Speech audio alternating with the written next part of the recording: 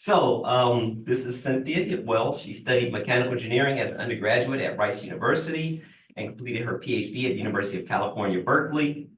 After completing her doctorate, she worked for electronic storage company Seagate Technology and later for food and materials processing company. Is that Buehler Incorporated? Okay. Where she became vice president of engineering. She moved to Texas A&M University in 2017. She was elected a member of the National Academy of Engineering in 2016 for leadership in the development of technologies to enable areal density increases in hard disk drives. She is also a member of the National Academy of Inventors and the Academy of Medicine, Engineering, and Science of Texas. Is that all true? It's all true. Okay, well, we're ready to get started whenever you are. Okay. Well, howdy. Hey. That's what we say to start things at Texas A&M. So you're supposed to say howdy back. Oh, howdy. Okay, so let me share here. So just to give a little bit of background, this is something. Oh, are you guys seeing presenter mode, or are you seeing the correct just slides? We are seeing the slide, not presenter mode. Okay. Yeah, we're good. Okay. So one of the things, in a very fast moving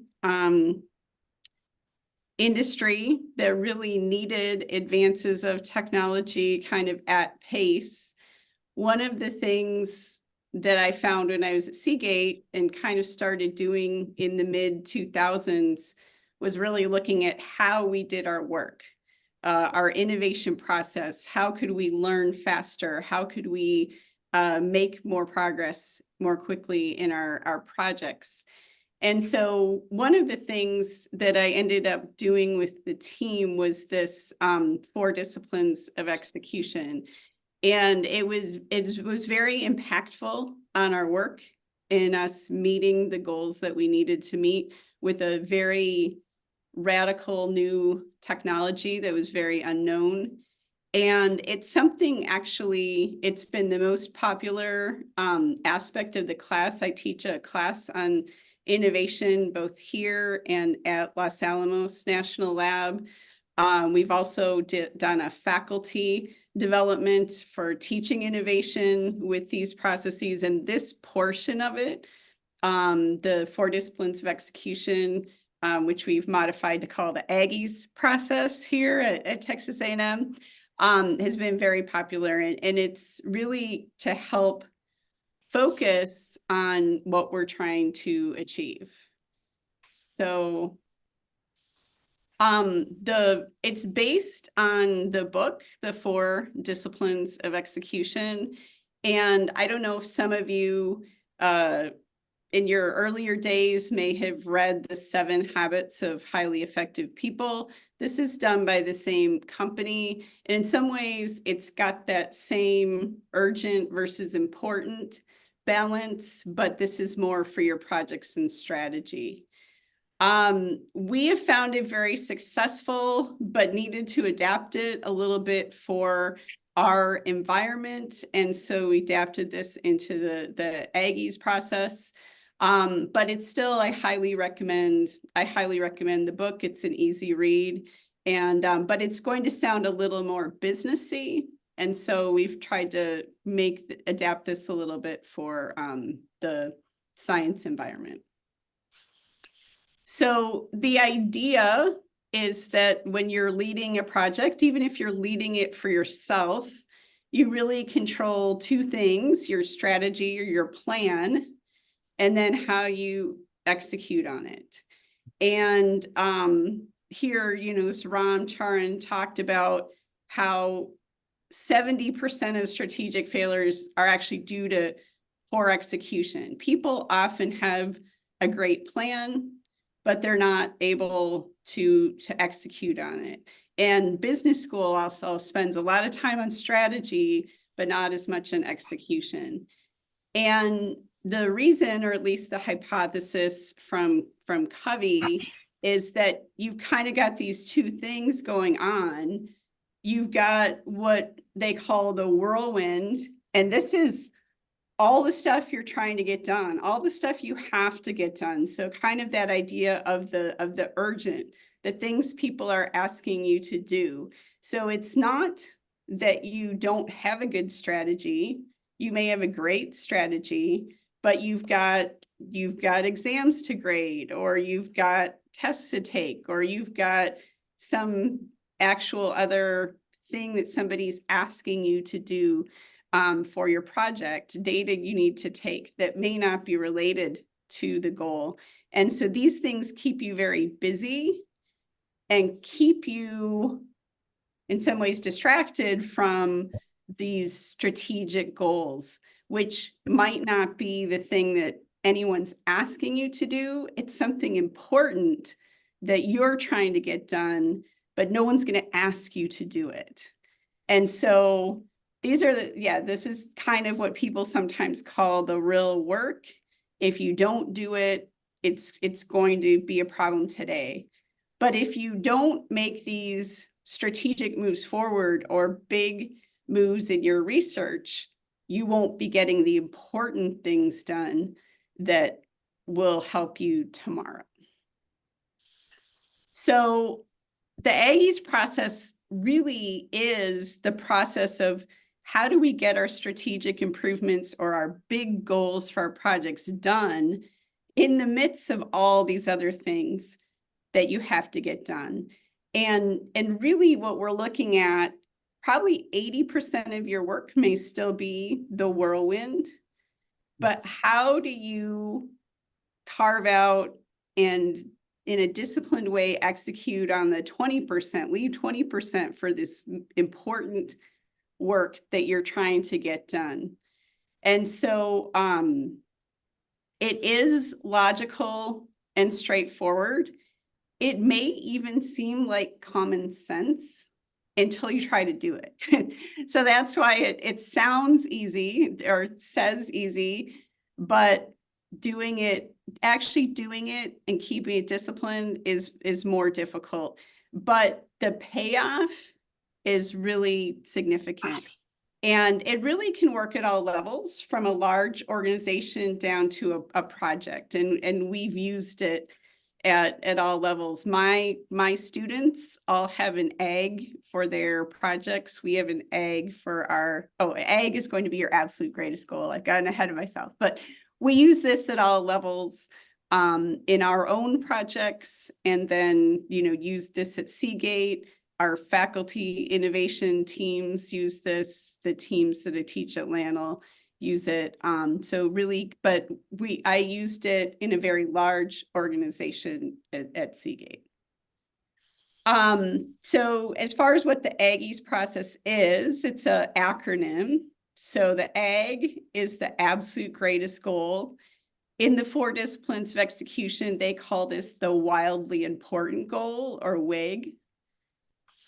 Indicators, we're going to talk about indicators that predict your success. We want to be acting on our leading indicators. Expectations and accountability. This is your weekly AGG meeting that's going to kind of keep the pace on this activity. And then scoreboard is how you're going to be measuring your success. Part of looking at this is goal setting. And they've studied goal setting, and these are your strategic goals in addition to what you have to get done in the whirlwind. And they looked at, if people have 2 to 3 goals, they will likely achieve 2 to 3 goals with excellence. But as people add goals and have too many goals, they'll start to have diminishing returns and not be getting as many of them done. So why is it important to narrow your focus to 1 or 2 goals? They've studied human beings can really, however much we think we can multitask, we really can only do one thing with excellence at a time. And if for your team or your project, this is a behavioral change, you can't do everything at once, especially if it's a major change. But why would there be pressure then to expand rather than narrow goals? What do you guys think? Why do people have more goals if we know we'll get less of them done? I think They maybe don't- sometimes. Yeah, Go I was ahead. they probably don't know that. Hmm? You said they don't, maybe they don't know that.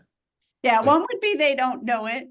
I know when I presented this, a lot of times, either people who are on multiple projects or especially professors will be like, I've got so many things to do. How could I possibly not have only 2 or 3 goals?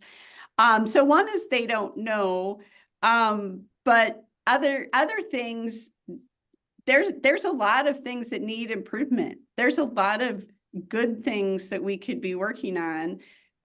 This focusing doesn't require saying no to bad ideas. It's easy to say no to bad ideas. This type of focus requires saying no to good things that we may want to do. And then the other, well, we want to do a lot. We want to accomplish a lot. But a lot of times people too are trying to hedge bets. That's right, If they are. Yeah, they want to accomplish 4 or 5 things or two or 3 things. Well, I'm going to do 4 or 5 things so that at least I'll get 2 or 3 done. And instead of that happening, it can distract you from getting the 2 or 3 done. So looking at starting out with our egg, the absolute greatest goal. So you want this to be the goal that makes all the difference. So if you do not achieve this goal, it really makes anything else you might do not as consequential. And I mentioned, 4 Disciplines of Execution calls it the wildly important goal. If you've read Built to Last, they have the term the big, hairy, audacious goal. So some other concepts around that.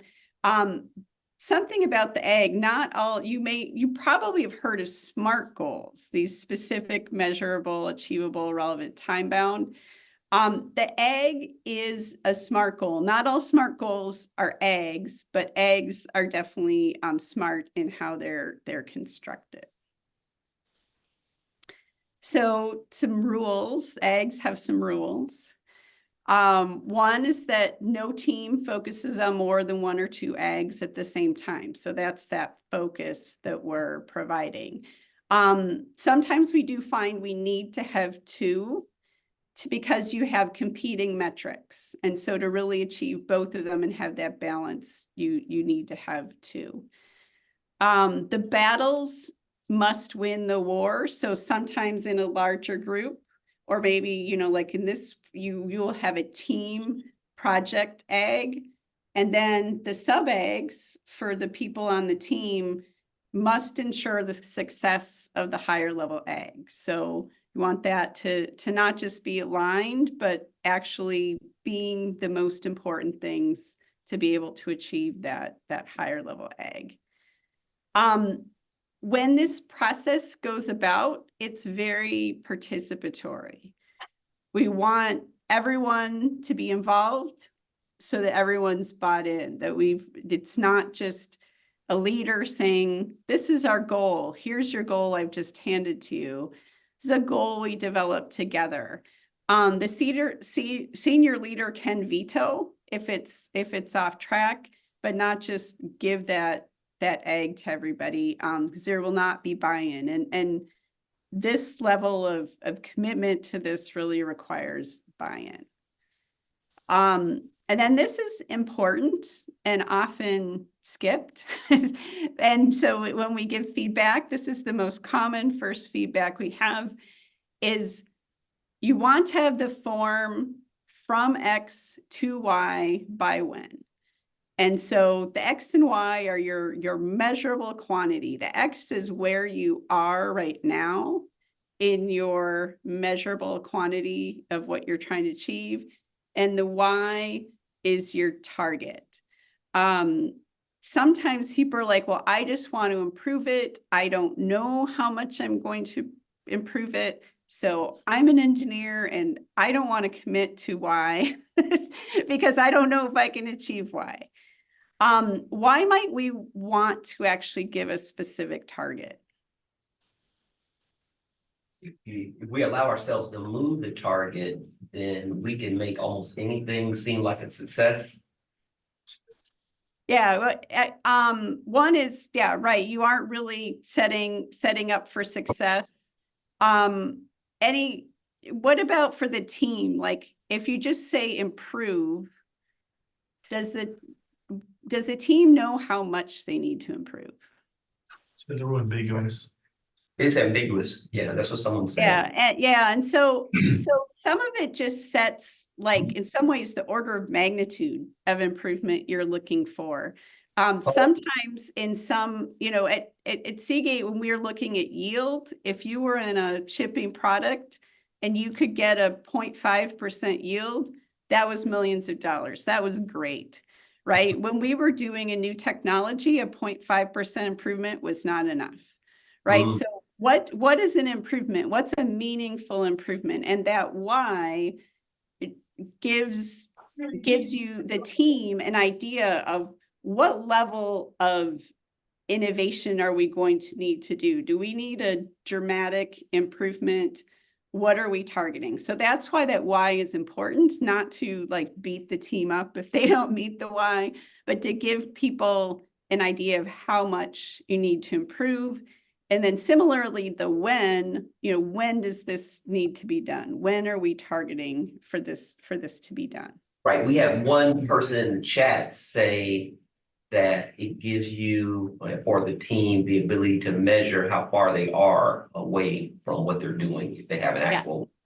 Yeah, and that's where the X is too, right? So how big an improvement do I need? And because sometimes that knowing what that level is will let you know, oh, we need to take a completely different approach. What we're doing right now is incremental. We need to do something radical because these incremental improvements are much smaller than the target of what we're trying to do. And so if you look at an example, if you look at NASA in the 1950s, their goal was to lead the world in space exploration. Were they leading the world in space exploration at that time? No, they were not. but also, how did they know, right? It's kind of a vague vision. People don't know if they're meeting it or not. Certainly want to lead, but what does that really mean? And so if you look at this, John F. Kennedy came out and said, I believe that this nation should commit itself to achieving the goal before the decade is out, so we've got our time bound, of landing a man on the moon and returning him safely to Earth. So now that team knows what they're trying to do. They're not just trying to lead, but they're actually trying to do something very specific by a very specific time. And this, has been recorded historically in management books and things to really have motivated the NASA team because people could see how their work was important, what they were going to try to do. It also really focused what work did people need to do to make that happen in that time frame. This is an example from our teaching teams that have been going through this. And this is an example of something that's really common is that we'll have a goal, we'll have an idea, a hypothesis of something that's going to be an improvement, and that becomes our goal.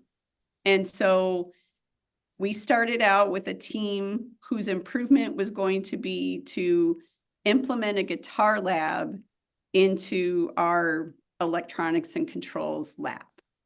That was their goal. Is this a good goal? So there's a time frame, so not really. It doesn't have a time frame. What else might be wrong with it? What do they mean by guitar lab? Yeah. That's true. It's unclear what, someone said that, what do you mean by guitar lab? Like, it seems, there's no specificity. Yeah. Well, There- he had people, a they all have pretty it fine. specific idea, but what if do you think what he really wanted to accomplish was implementing a guitar lab? Probably not. Yeah, so what he really wanted to accomplish is this class is the most unpopular class in the mechanical engineering department. The department has people like when they're senior rank the classes, and this one gets the lowest, and it has the lowest average evaluation. It doesn't matter who teaches it. If you're unlucky enough to get assigned to it as a new assistant professor, your teaching evaluations are not going to be good. So this guy, his goal was actually to make this class not suck, right? He was trying to make the class better. And he was like, you know what? I like guitars. I think it'd be fun if I put an electric guitar lab in the class. It'll be fun and the students will like it. Okay. But his goal wasn't really to implement the guitar lab. The goal was to make the class better, to make people to like it better and to get higher evaluations.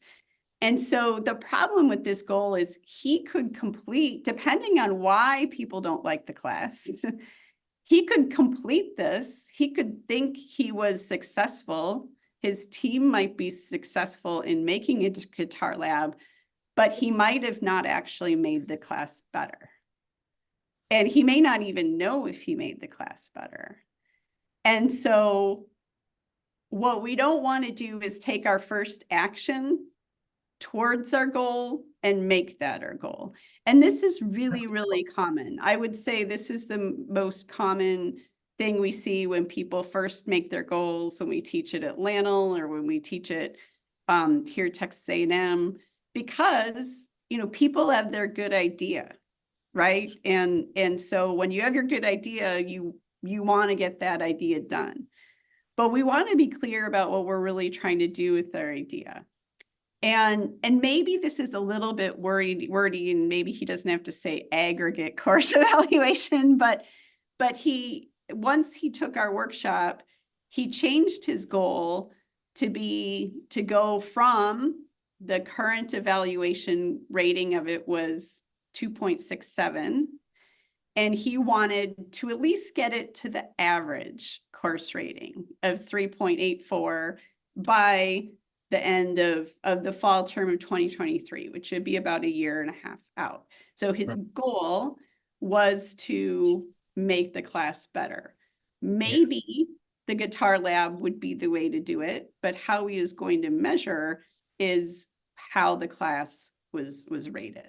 That's good. So it seems like the first one, the one that wasn't as good as his original goal, is like a lot of us will have a tendency, I will have a tendency to think of steps that you're used to doing and make those your goals. Because you can go out tomorrow and do this step, and then on next Wednesday, you can do this step. But to think about the end result, the second thing that he did, that takes a little bit more thinking, and the steps aren't even clear necessarily at that point. Yeah, and so, and especially sometimes project management will be kind of organized like this, right? We're going to complete something. And so this is an action. This is an action you're taking. And it doesn't mean we don't take the actions, but if we make the action our goal, we can be successful in completing the action, but not successful in completing that goal. And the other thing that's very nice about changing, and this kind of relates more to some of the other things that I teach, if you're clear about what your end goal is, as you learn more, you can change what your action is. And so if he finds out the students don't like the guitar lab, he can change what he's doing to improve the class. And actually, I will tell you, he never even made a guitar lab because he ended up studying why the class was unpopular. And it was because it was kind of a hodgepodge of different material that people kept shoving into it. And it was so full and the topics not related to each other, that was the problem. And even if he shoved one more lab in there and it was a fun one, it wasn't going to change that inherent problem. And so then he started looking at, once he understood the problem better, what the actions needed to be to address that. And so having our outcome clear allows us to change our actions as we learn more about what actually improves our goal. So as I mentioned before, this is kind of how do you carve out 20% for these strategic improvements? Thinking about what could be your AG, if everything is at the same level, what's the one area where change would have greatest impact? If you're not sure, if you're thinking, this is more for thinking about a group, what things need to be improved? Do you have things that need to be improved? Are you trying to do something new? But I'd say here, probably the most important thing for you guys is picking something that's 6 months to 2 years out. It takes time to actually implement this process. And so anything that's shorter than 6 months is kind of not a strategic enough chunk. Anything more than 2 years, people can't really concretely comprehend what they need to do in that longer time frame.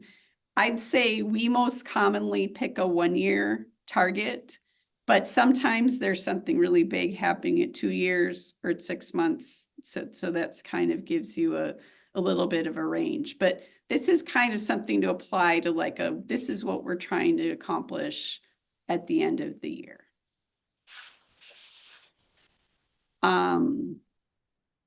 Okay. So that's the AG. The indicators, so sometimes then people will say, okay, I'm trying to achieve this goal, so I'm going to just keep doing things to try to achieve the goal. And you don't really know if you achieve the goal until the end of what you're doing. And this is called the lag measure because it really lags all of your actions. And so this is the result you're trying to achieve. It's important. It measures what your result is. It measures, so for the class, it's the evaluation rating of the class, right? The problem is if we just wait till the end of the class and get the result, we don't know if we're going to hit it. We're just kind of crossing our fingers and hoping that it's happening. And so one of the powerful concepts here is this idea of lead indicators. And so are there things that if you track them or you see an improvement in them, they predict that you'll achieve the lag? And if you can improve those, then you can be confident that you're going to achieve your goal at the end. And so this is a really important part of driving that improvement. And so the lead indicators are predictive and influenceable. So they predict whether you're going to meet the goal. There's something you can do. So an example, a really easy example, is if we're looking at weight loss. So if we said, okay, going to decrease our body weight from 195 to 185 by December 15th. That's our AG. We've got it in X to Y by when. And so what's our lag measure then for this? Is the final weight. right? It's the weight. Yeah, So one thing we could do, we've got the weight reflected on the scale. And so we could just get on the scale and measure ourselves regularly. And that would be measuring our lag measure. And we don't necessarily know, are we going to make our weight or not? What would be things that would predict whether we are going to make our new weight? oh, that's easy. How much we are reducing our calorie intake. Yep, so our, Exercise. Yeah. yep. Yeah, so diet and exercise. So if you really want to know that you're going to lose weight, you can measure your diet and exercise, and that will predict whether you're going to lose weight instead of just hopping on the scale, crossing your fingers, hoping it's going to happen. It didn't work. You could actually measure these things and you can influence them. So they're predictive and they're influenceable. And so, but there is a disconnect between people know that diet and exercise are predictive, but most people don't measure them. It's more people do now with the little watches and stuff, right? Or the apps that help you, you know, MyFitnessPal or whatever that Yeah. helps you track your diet and exercise. But often people don't measure them. But measuring them is what really predicts whether you're going to achieve your goal. And so having this data helps you know and be confident by the time I get to that lag measure, I'm going to achieve it.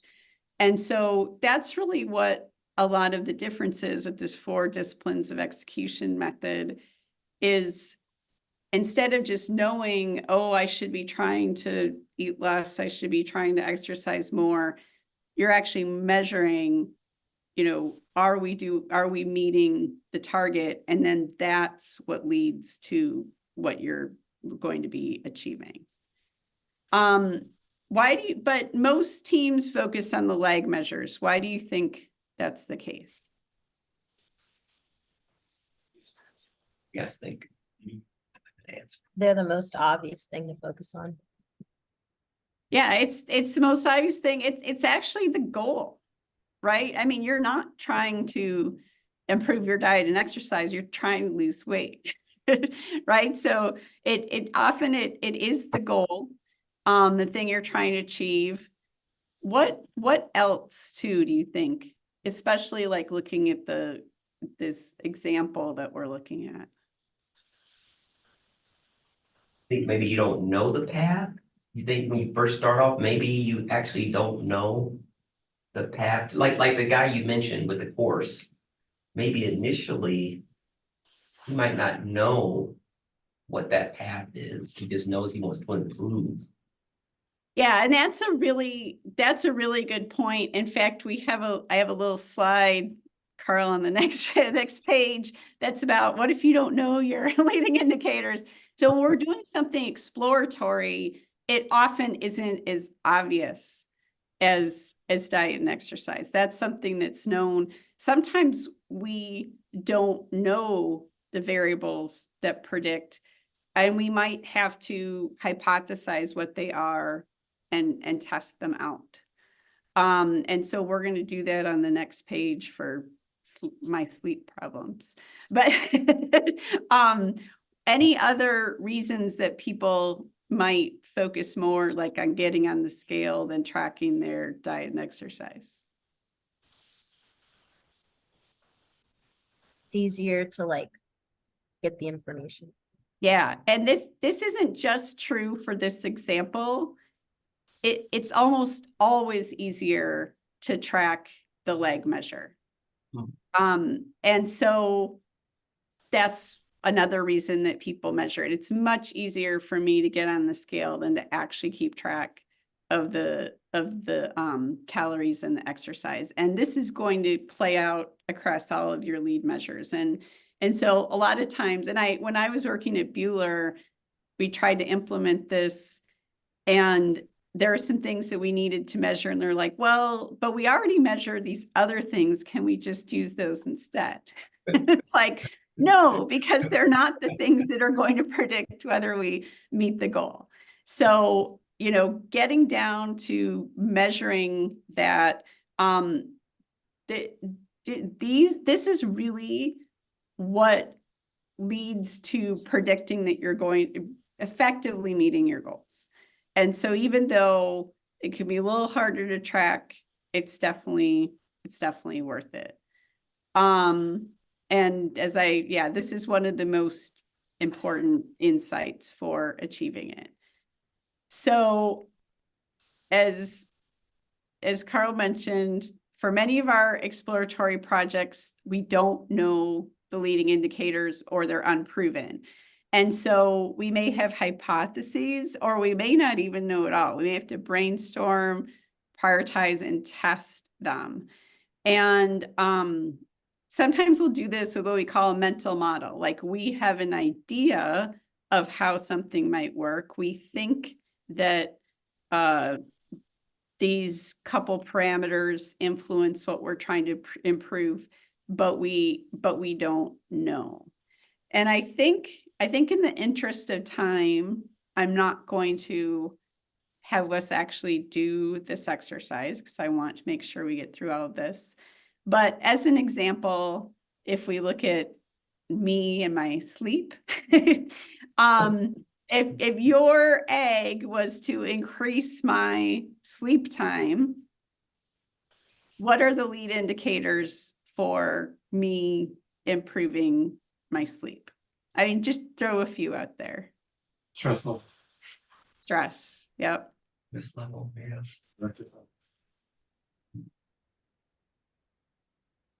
Caffeine intake. Caffeine. The time that you went to bed. Yeah. Yep. How regular it is, what time it is. Yep. Mhm. What else? Looking at your phone. Yeah, so electronics, right? And all of these, and so all of these could be leading indicators for me. You guys don't know my habits and things yet, so you don't know which ones might be the most important to track. So you might need to start out and say, okay, we want you to, you know, track how many times you have caffeine after 2 p.m. And we want, you know, to keep track of your electronic use before you go to bed. Mhm, mhm. And you'd start out with that and see if I'm improving in those and my sleep is getting better, then those would be leading indicators that I can continue to track. But if let's say you find out, yep, I haven't been having caffeine after 2 in years, and I, you know, put my phone on the, you know, out in the charger at 6 p.m., you know, then it might make sense to go to, you know, how do you measure stress level, or how do you measure the regularity of my bedtime routine, or what time I'm going to bed. And so in exploratory things, you might need to have a hypothesis of your leading measures and start with those, and then see if improving them is resulting in an improvement in your egg or not. And so you may have to, you know, brainstorm and test leading measures in this space. Then we get to the scoreboard. So who's winning in this scoreboard here? So, yeah. Texas A&M, how long did it take you to figure that out? 0 time. Very, very, very quick, right? Yeah. So this is an example of a good scoreboard. Why is a scoreboard important? It helps you track progress and like, you know, you made in the past, and, you know, make corrections if need be. Yeah, it allows you to track progress. Yeah, You can lie to yourself, but if it's written up there, you know, everybody's gonna see it. Yep, it's visible. How So- fun would it be to go to this game if there weren't a scoreboard up? Good point, yeah. How engaged would you stay if there wasn't a scoreboard? Right, so we're very attuned to, we want to win, our teams want to win. And yeah, you could very quickly lose track of the game with your busyness if you can't see the scoreboard. It makes it a lot more fun. It makes it clear where you're going, where you need to be, how much time you have left. So what are some features of a good scoreboard?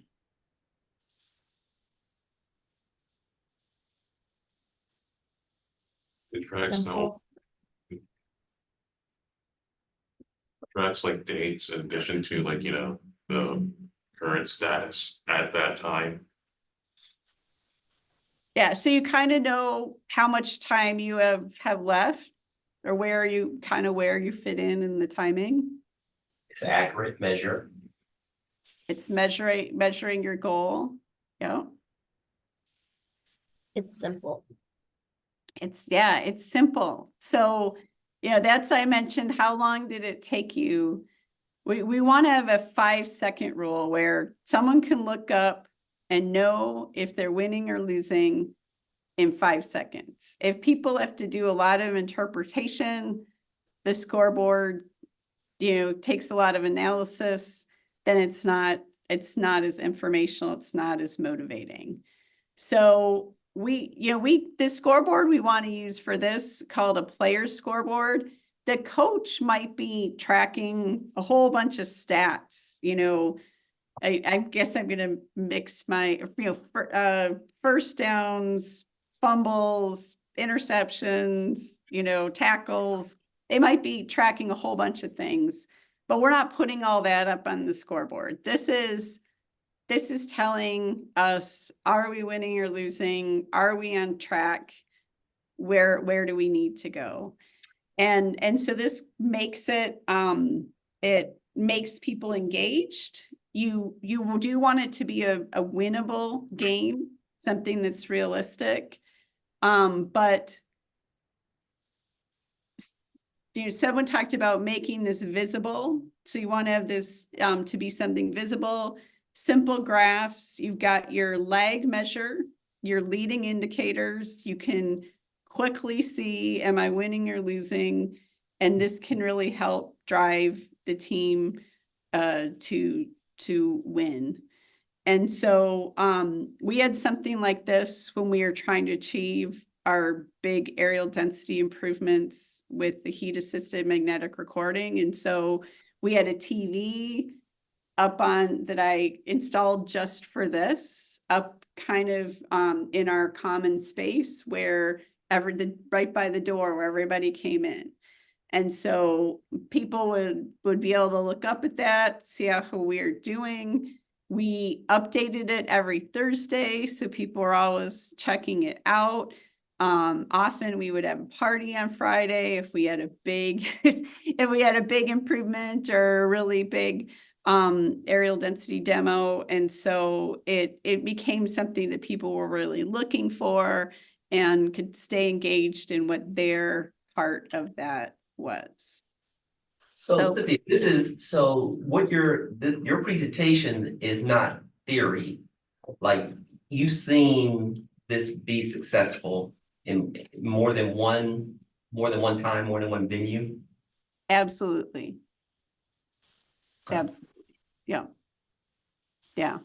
Would you say it's easier to implement in the business world versus the academic sphere, or about the same? You know, there are aspects that are easier and that sometimes I think outcomes are a little more clear in the business world of what we're trying to achieve. But I don't necessarily think that the doing it is any easier or harder. Okay.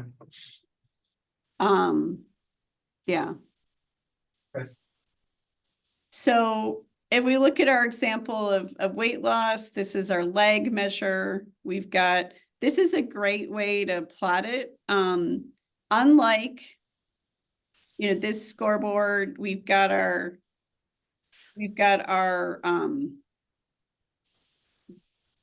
week by week, instead of just an instant snapshot, we can see the trend. We can see, where we started, where our end goals have this goal line, so we can see if we're on track. So very quickly, we could see we weren't quite making our goal these first couple of weeks, but then we started to meet our goal to be on track in week 4.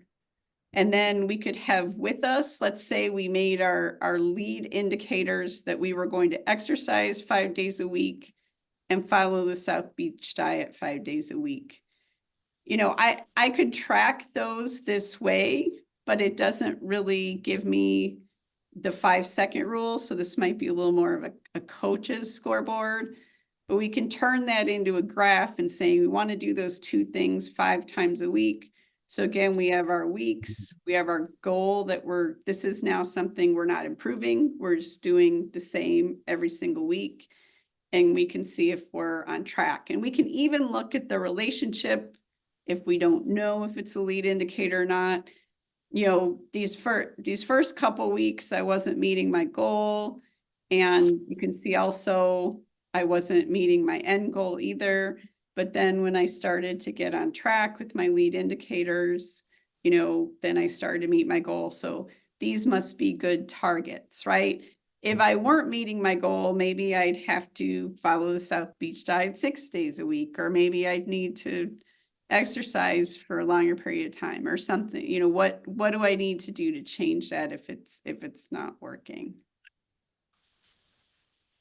And it's important to remember that goal line so that people can quickly see if you're on track or not. And then the last part of it is the expectations and accountability. And so, a lot of times people can set something like this up, but then it kind of dies because you don't keep focus on it every week. And so keeping that focus and discipline in the midst of the whirlwind, that's what really keeps you achieving your goals. And it also keeps engagement. If you look at this 3 signs of a miserable job, when people disengage, it's sometimes that they don't think their leaders know or care what they're doing, or they don't understand how their job makes a difference to the outcome of the organization, and they can't measure if they are meeting their goals or making their contribution. And so what's nice about the AGGIES process is it really addresses all of these. It's providing very visibility. People know how they're connecting in to the ag. And then they've got a measure to see if they're making progress in their goals. And so when you, I guess I already mentioned that. So the accountability is shared. They're accountable to the whole team. And what you want to be looking at is acting on the lead measures. So what are you going to do to help with the lead measures that week? And then not talk about the whirlwind during just this 30 minutes that you're focusing on the ag.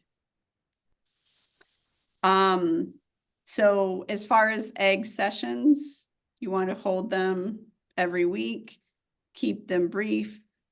The leader also makes commitments and is accountable.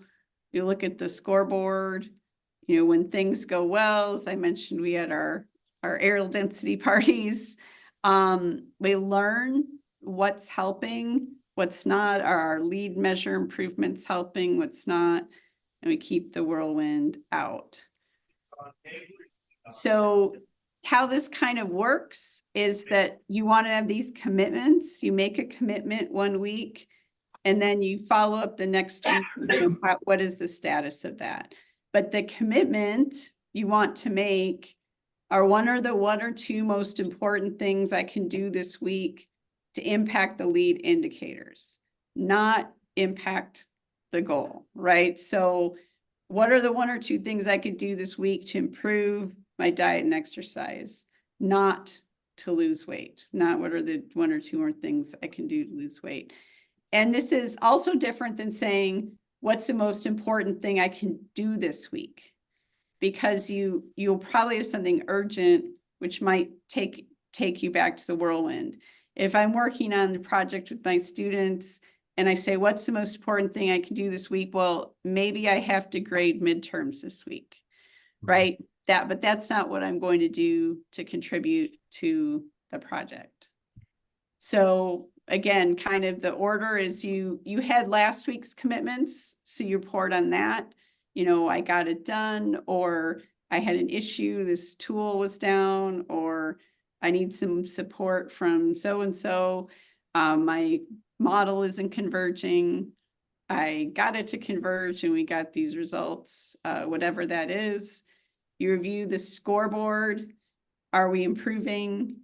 And then plan for next week. So what's this next week? If you needed help, maybe the leader needs to help provide a resource or call someone up and get access to a tool or provide a, purchase that needs to be done or something like that.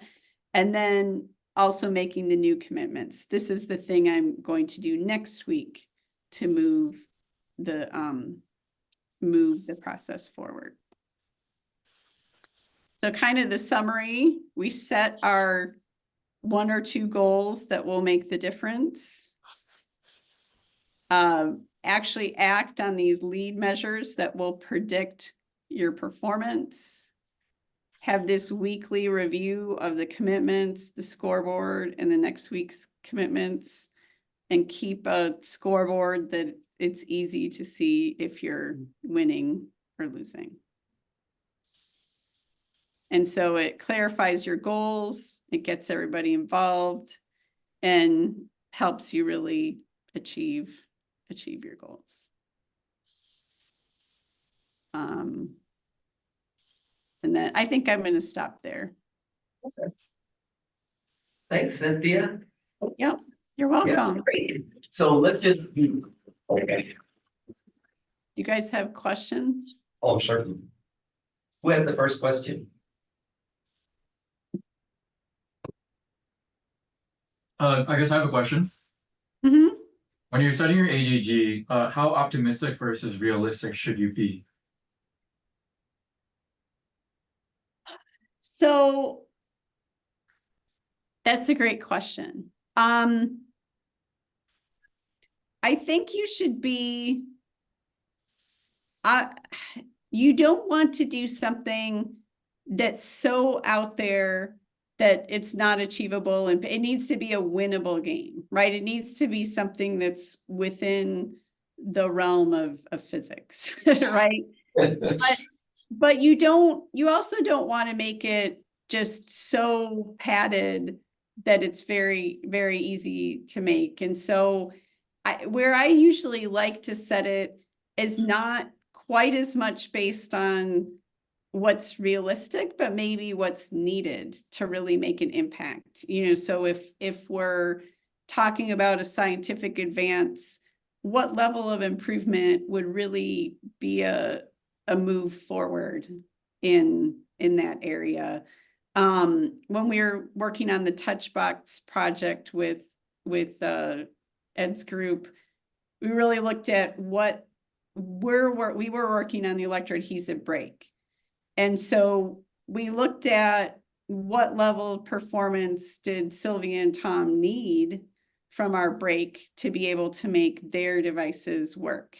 And that's what we set the goal at. And it actually, we thought it was a little bit crazy to begin with, but it wasn't like 5 orders of magnitude higher than anyone had ever done before, right? It was the record. It was more than anyone had done.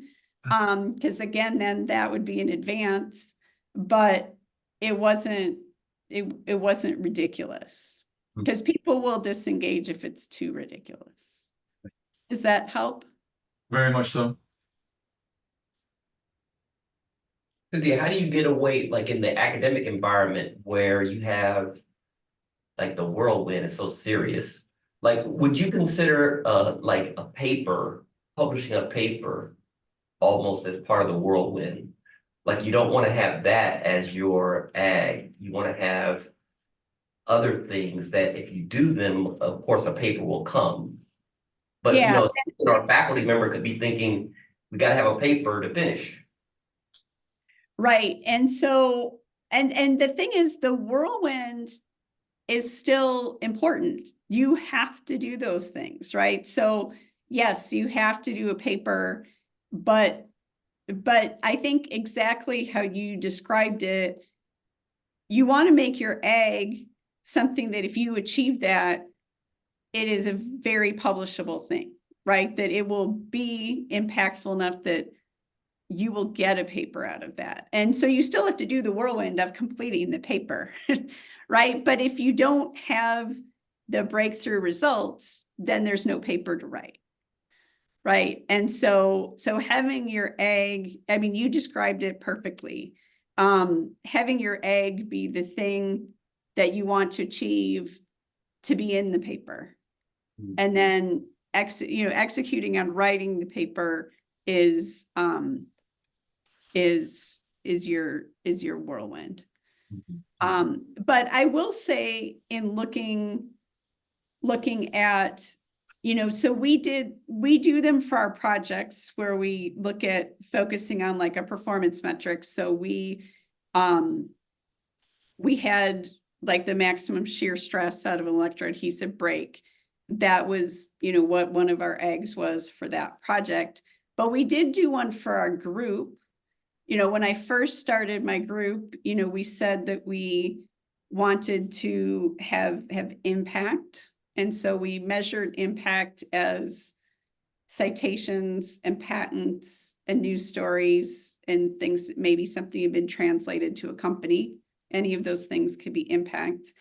And we wanted to have be a self-sustainable group, right? We had enough funding to sustain ourselves for running the group aspect. So we did have, we had a leading measure of citations to be, that we were then completing learning cycles on our projects, right? So it was, we do want to achieve these things for our group.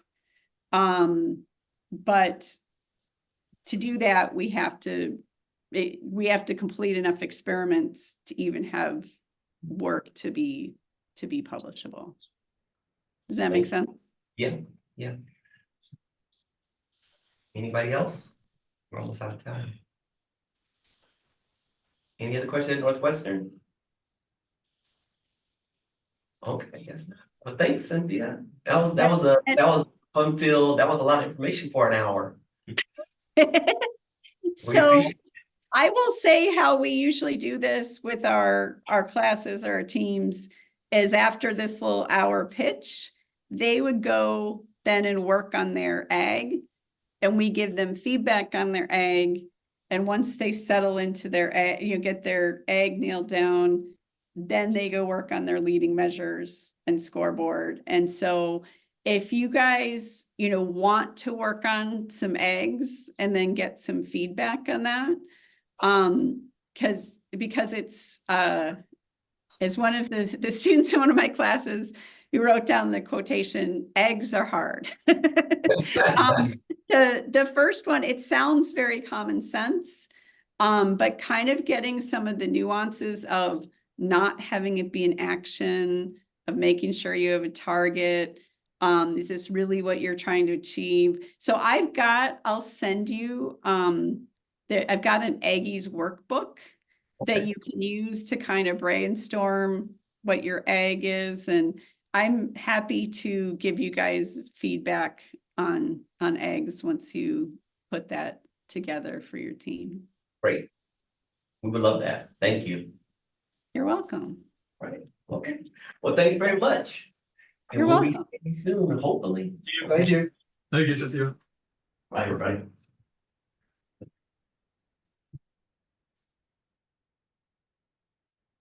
See you, Brianna.